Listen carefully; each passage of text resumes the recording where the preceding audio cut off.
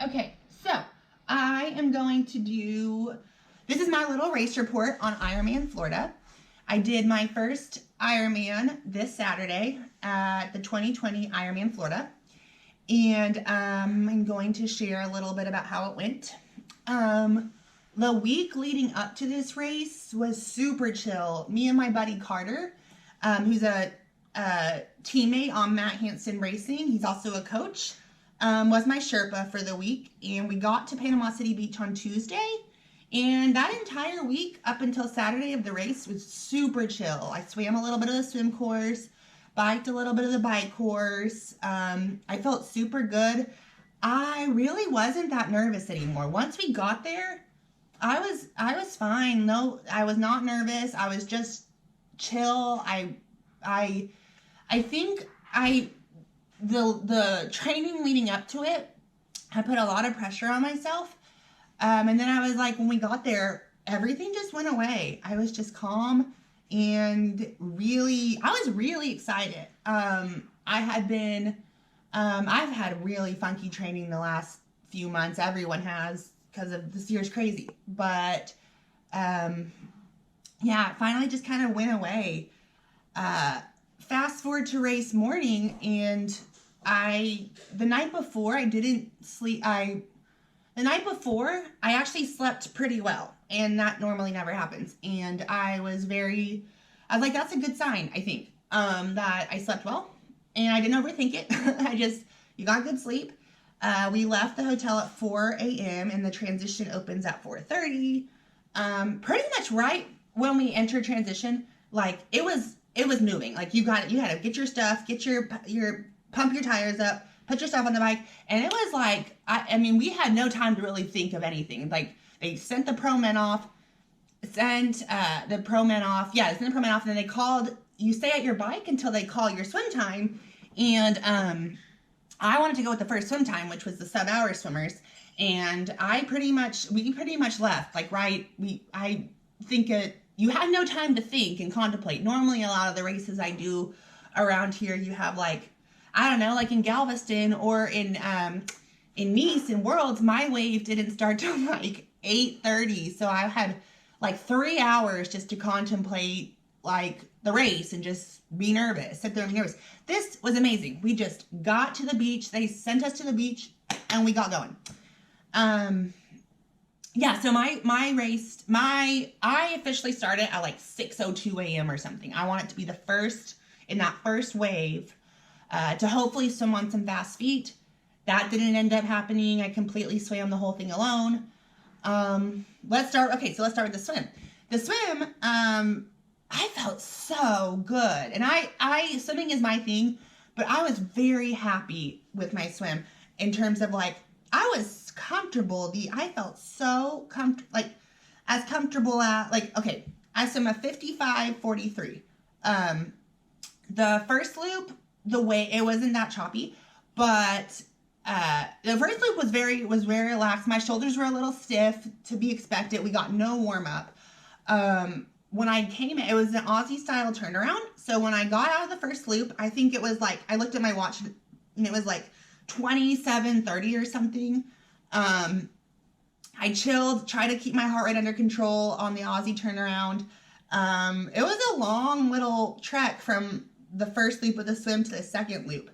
Now the second loop was interesting because, oh my gosh, it was swimming through a sea of people. Like I was very lucky to start, not lucky. One of the reasons I wanted to start so early is because I didn't want to be trapped behind a ton of people. But that second loop, it got choppier, and we were swimming through, I swam through, like I've always said, I know this is part of being an age group, but I've always said, had I had clean water at these races, I would swim a lot faster. It was zigzagging, crawling over people. But my second loop of the swim was faster than my first. And I felt way more loosened up. And by the time I got out of the water, I felt good. Like I was so happy how in control I felt. I feel like I could have swam 3 more laps that pace. So I was very confident. I was like, this went perfect. It was exactly what I wanted to swim. I wanted to swim sub 55, but that's fine. I was like, wow, days off to a perfect start, like really good. So then, transition was far. It was like a long trek to transition, which a lot of people don't like. I actually like it because it gets your legs back under you before the bike starts. Cause you get, it was like, gosh, it was like, I think it was like half a mile. Probably wasn't that long, but it felt like a long way from the beach. You had to run all the way from the beach, all the way up this deck, all the way across the street, which I kind of like. It gets your legs feeling good. And yeah, so I got to transition 1. And at this point, so back up, this race had you didn't even have to do body marking. So there was no body marking. Didn't have a clue. It was this is a solo time trial, like most of my races are, because you don't have a clue who started where. I don't know what age group, or who's who. It's okay. I actually got out of the water with one of the pro women, who I passed running, and through transition 1. So she was still on the water, which means I knew that probably some more pro women were in the water. I knew that, I don't know. I just was like, I pretty much, I thought that there's no way to tell who's who. There's no way. I'm not going to be able to tell who's who. But my buddy Carter, who I mentioned earlier, was at T1, and I think he told me like he's like, you're 3 minutes down from second place, and I didn't know if he meant, which was super cool that he told me that, but I was like, honestly, there's not much I can do with that information. It's the beginning of a 112 mile bike. I'm just going to do my best I'm going to see. So my goal, and I had a huge goal for this. I had a big goal for this race, and I knew like 10% chance I knew like 10% chance on paper. Everything in my training said I could do what I wanted to do. My fitness said I could do what I wanted to do. I knew that the biggest thing that would derail my day is nutrition, which actually didn't end up happening. It was just my mind that derailed my day. Okay, moving on to the bike. What happened? Okay, so we started on the bike. Immediately leaving T1 on the bike, there was a car in the ditch rolled over. There was a car turned over. And I thought that had something, I didn't know that had nothing to do with the race. That was just a random accident that I was like, whoa. Okay, so then my goal was to push harder into the headwind. We had a set number into the headwind and a set number average the whole way. I ended up doing way lower than my prescribed average. Way lower. And I'm a little upset. I'm upset with that. But I have a problem with focusing, and my coach always tells me I have a problem with focusing. Like, we know I don't stay focused. Like, there was so many instances where I could have, this whole race, there are so many instances where I could have saved time, but I didn't, there is a lot. Okay. So anyways, so I started, the bike was pretty much, it almost felt like the entire first 70 miles was crosswinds, headwinds. And then like the last 30 miles, the last like 40 miles was into a tailwind. And then like the very end of the bike, 6 miles left, it was like straight headwind back into T2. And the bike was going well. I had a whole plan to just stay fed. I always go under, no matter what distance. I'm always underfed. I just wanted to stay on top of it. And I feel like I did that very well. But, okay, so I'm sticking to my watts. My goal was a sub 430 bike. I'm just going to put that out there. It was. And I did a 4:51:15.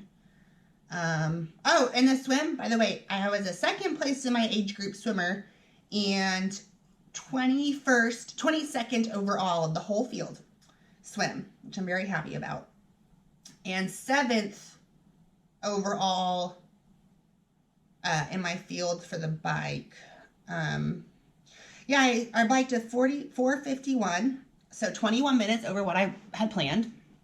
But I knew this stuff would happen, so I knew the goal was to just not let this phase you. And also, I don't even know why for my first one I was obsessed with time. I was told not to do that either, but I was. So the bike went fine. There was towards the end of it, I was getting real cranky, very impatient. There was a car, there was a truck that kind of got in my way, and I got a little mad. The end of it, we had to go through a Walmart parking lot, or Publix parking lot, which really kind of threw me off. It was kind of interesting, because the people came out, the people who were like on their lunch break came out, and were like, I was like, this is weird, sorry, I don't know why, I just said that to them. I wasn't thinking very clearly. But the last 6 miles, into the tailwind, or into the headwind, into T2, I was so impatient. I was just, God, I want off this bike so bad. Which is I have like this whole list of mistakes I made, and that was one of them. I think I pushed way too hard to get off this bike into that tailwind. I just wanted off. I was like antsy. I was like I just like wanted off this bike so bad. So I don't think in the grand scheme of things, 6 miles, back into the tailwind, pushing a little harder than I should have, ruined anything, because anyways, okay. So yeah, I got off the bike at 4:51. It was cool because I looked at the time, the actual time of day, and I thought it was super fun because I was like, wow, I've already swam 2.4 miles and biked 112 miles, and it was 11:50 a.m. That's like better. That's like some of the days I don't even get out the door till that long, or till that time. So I was like, wow. It's all done. So I was at 11:50 a.m. and I'm like, you got a marathon left and this will be your work day. Like, you're done. Like 3:30, finish by 3:30 p.m. You would have done your goal and like your day's done. This is it. You've done an Ironman. And it kind of got completely derailed. I knew the bike was slower than I thought by a lot, which kind of sucked. Yeah, it sucked a lot, but I knew the whole day, I kept thinking, don't let one little thing get into screw up everything. And I was doing pretty good, mitigating my little crises I had. Okay, so I got to transition 2, and it was so slow. I don't know what happened. First of all, I couldn't walk very well, but I knew that would happen. Yeah, a 7 minute and 31 second transition 2. Really, really, really, like that, unacceptable. Completely unacceptable. I should not have, God. And also what I remember thinking is, it felt like it went fast. Like, I felt like, I didn't know that until afterwards. Actually, my coach sent me, like, you did a 7-minute transition. And I'm like, oh yeah, I guess I did. But it didn't feel like it at the time. I was just putting my socks on. I don't know what. I don't know why it took so long I do know. I was just moving really fucking slow. But, okay, so then I got out of transition. And it was exactly how I pictured, hush. So it was exactly how I pictured it going. No, it wasn't. I got out, I feel like I was kind of procrastinating because I knew what's ahead of me. But I knew, okay, the whole race, it felt like they had not been that hard yet. Nothing was hard yet. I feel like I haven't even gotten my heart rate above 160, like not even once. Nothing felt that bad yet. When I started the run, I was told to keep the first 5 miles so chill, because after the first 5 miles, most people start walking, is what I was told. And like, you almost feel like you're holding back. And it did feel like I was holding back. I was so excited. I felt like And I looked down at my watch and it was like a 7:25 pace. And that felt like I was holding back. So I was like, wow, I feel really good. But then, okay, I dropped a gel like a mile and a half into it. I dropped a gel. And for some reason, I don't know why I got it. I bent down real fast, like boom, like real fast to get it. And I felt this sharp pain in my back that I've never felt before. And it's okay. I always have little pains here and there. And I was like, that was probably from just sitting on your bike in this position for for almost 5 hours. And it kind of threw me off. I was like, I don't know why. Like I ran through it. It went away towards the end of the marathon, but it just kind of messed with my head. I was just like, my head kept making all these excuses to myself of like why I should go slower, why I shouldn't pick it up. I was like, once you're 2 miles in and you still have 24 miles left, it is so, even running, like what I didn't anticipate is how overwhelming that feels. Like I knew it would feel, to me going into it, I thought I would feel like, oh my gosh, you're almost done. You literally have 24 miles left. Something about that just feels so overwhelming. You're only 2 miles into it, and you know you have to go 4 more out, 6 more back, and then another half marathon. Also at Ironman Florida this year, because of COVID, or I don't know, I don't think it's normally like this, the aid stations were every 2 miles, which kind of, I didn't even know, honestly, I wasn't even registering that until after the race. But I was like, oh yeah, those aid stations were way further apart than I was expecting. Because, gosh, and I ended up moving, I ended up doing my marathon was 4:03, so I was barely moving. That's a 9:30 pace. So overall at my pace, I was like almost 20 minutes between each aid station, which kind of threw me off too. Then the whole marathon, like I was still happy with my bike. I was still happy with my, I was still happy with my swim. But the whole marathon, my buddy Carter told me I was in 7th place off the bike. And I was like, at that point, I knew the Kona slot was gone. I just didn't think, like, it was just such a trudge. Like, nothing was flowing. I went to the bathroom and, took a minute in the bathroom, and I stopped my watch right before going to the bathroom. I'm like, oh wait, don't stop your watch. The time doesn't stop. Why did I stop it? So I started it again. And then when I got to 5 miles of the run, plus the bathroom stop, plus my gel incident, and I think I started the run portion way earlier. I hit the back button in transition a little bit too soon before they actually start their mile counting. It said like 46 minutes and I was only at 5 miles. I was like, 46 minutes and I've only gone 5 miles. And they started thinking of people who were tracking me, like they're all like, what's going on? And I was like, wow, I've already really, really. And then the next half marathon until the next 2 hours were just slow. I just wasn't clicking. I was having fun. I actually was having fun still. I wasn't like, I knew this was like, I was having fun still. I wasn't like super, I don't know. I saw so many people I knew out there.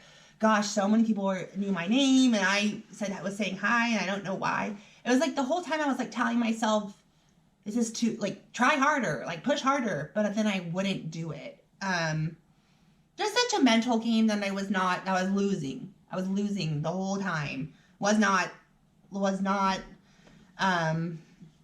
focused. My coach passed me. Matt passed me. He ended up getting second. He comes flying by me and he says, "Stay tough, buddy." And I felt like I was And I agree. The whole thing, it just stayed tough. And so, okay, yeah, so I did the second half of the swim faster, the second half of the bike faster, and really weird, I did the second half of the run faster.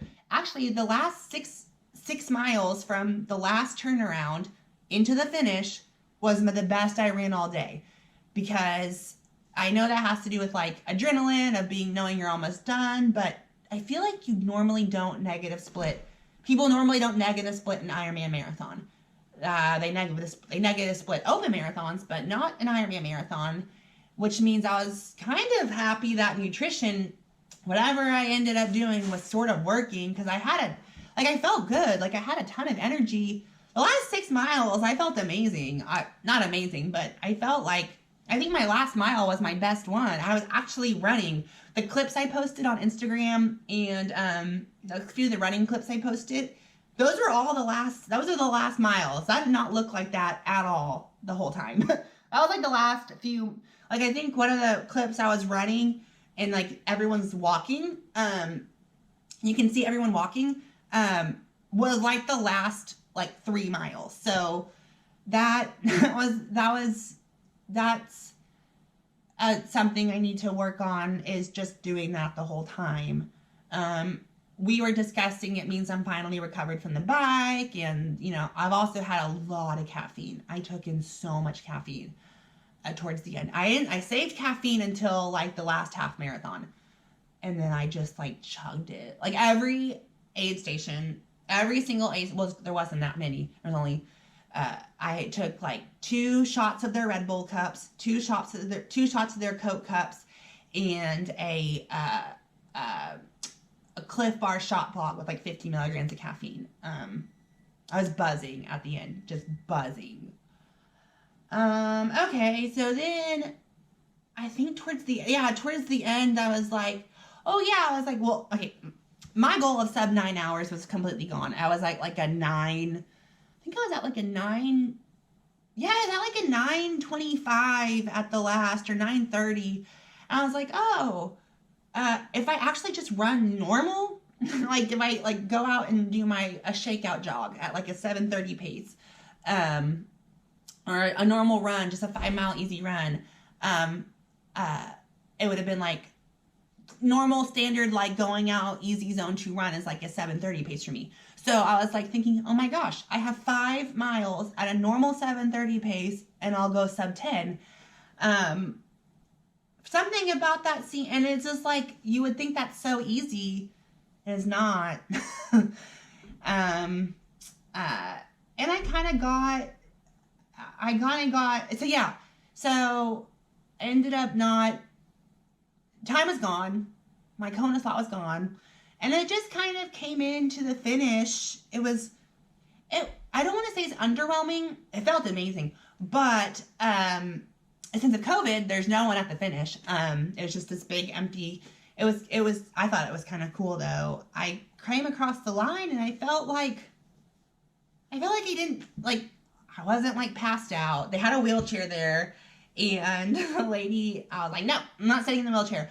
I felt like fine. I just was like, I felt fine, but I wasn't, I felt, yeah, I didn't feel fine, but I was like not, I was picturing, to me, it felt like I didn't give enough. I felt like I should be like dying at the end. And since I'm standing upright, I'm talking, I'm stopping my watch, I'm able to contemplate that I messed up.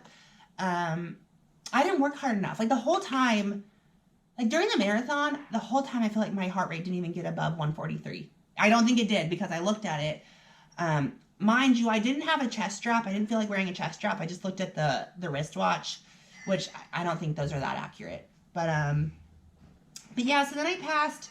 So I did a 403 marathon, and my overall time was 10:03. And I got my first Ironman done.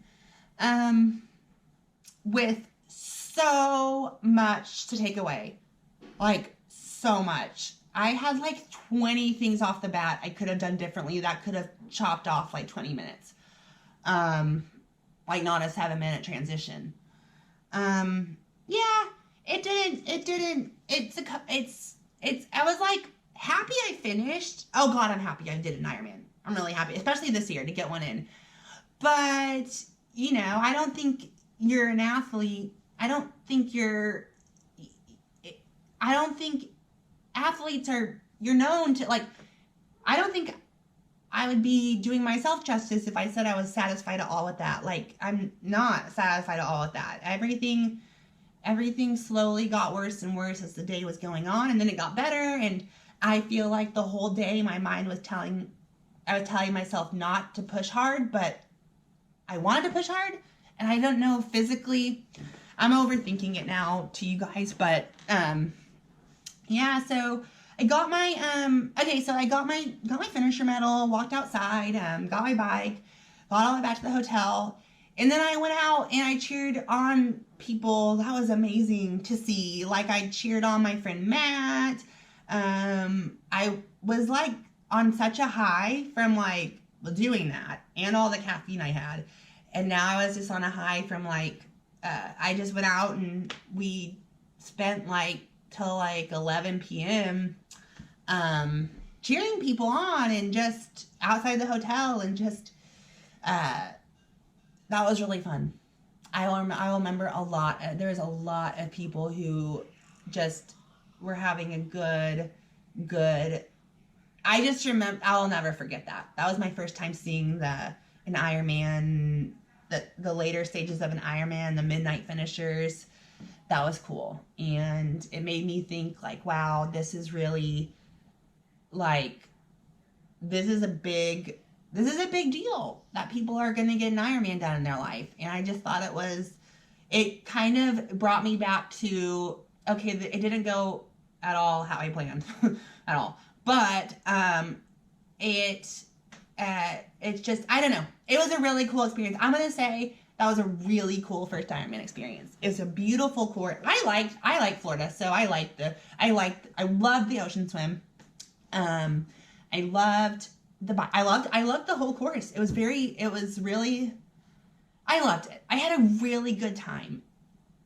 And I'm doing this, like, oh my gosh, I'm like, the first thing I said to my coach afterwards the next day was, I need to do this again. Like, I am ready. I need to do this again. Like, there's so much that I could have done differently.